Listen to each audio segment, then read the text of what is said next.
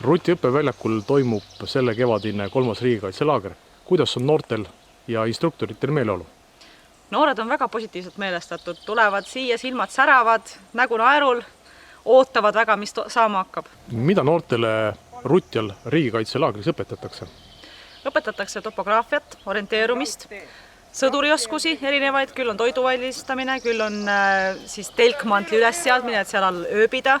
Rännakuõppe on neil, maskeerimisõppe, riviõpet teevad, üle laagriplatsi on kuulda, kuidas karjutakse vasak ja parem.